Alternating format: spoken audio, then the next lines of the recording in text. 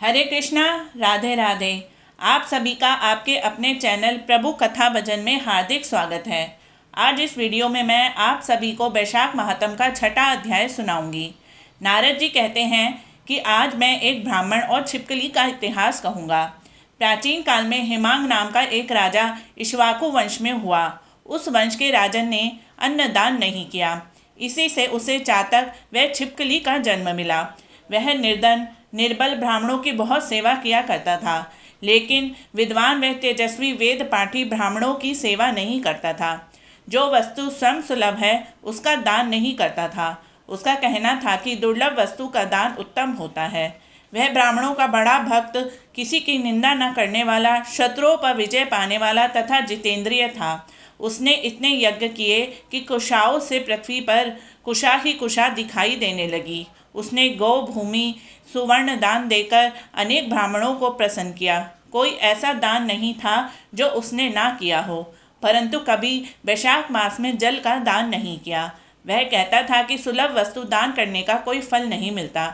जल तो सहज ही पर्याप्त मात्रा में उपलब्ध है।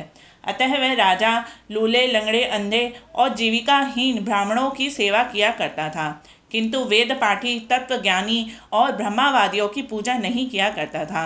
वह कहता था कि विख्यात ब्राह्मणों की सेवा तो सभी करते हैं, अनाथ अनपढ़ लूले लंगड़े और दरिद्रों की दुर्गति होती है और यही दया के पात्र हैं। इस दोष के कारण 3 जन्म तक उसको चातक की योनि मिली। फिर एक जन्म वह गिद्ध बना।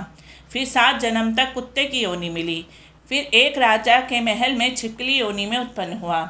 इस प्रकार इस राजा को मिथिलापुरी के राजा श्रुतिकीर्ति के घर में छिपकली बनकर द्वार के चौखट पर कीड़ों का भक्षण करते हुए 27 वर्ष बीत गए।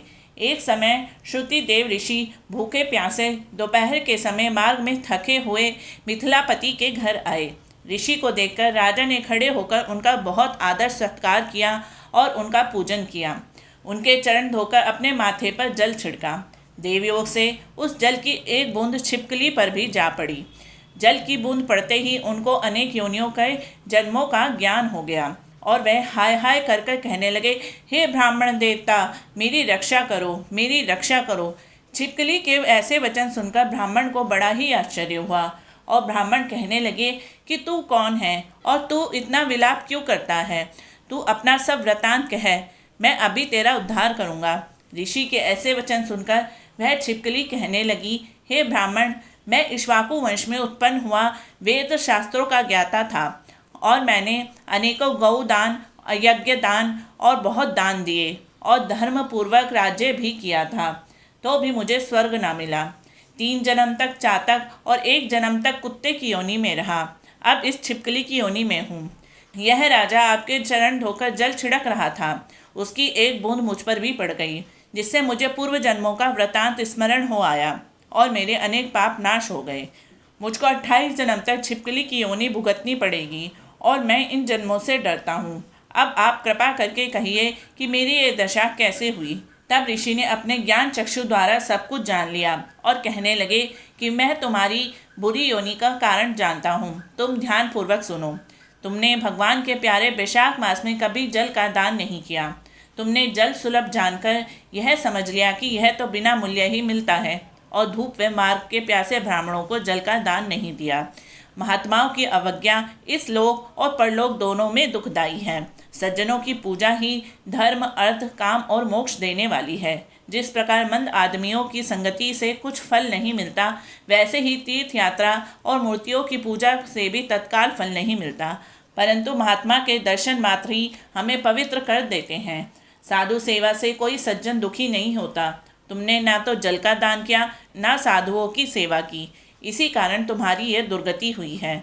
अब मैंने जो वैशाख मास में पुण्य किया है वह तेरे को दूंगा। उसी के फल से तेरी शांति होगी।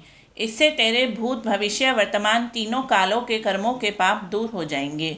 यह कह ऋषि ने जल स्पर्श कर एक दिन के वैशाख स्नान का फल उसको दे दिया। जल के छींटे लगते ही वह सब पापों से मुक्त होकर दिव्य रूप को प्राप्त कर छिपकली का रूप त्याग कर नमस्कार कर आज्ञा लेकर स्वर्ग को चला गया और 10,000 वर्षों तक सुंदर भोगों को भोग कर इक्ष्वाकु वंश में ही महाप्रभावशाली काकुत्स्य नाम से उत्पन्न हुआ और 7 दी पृथ्वी का राज्य करने लगा। इति श्री वैशाख महात्म छठा अध्याय समाप्तम।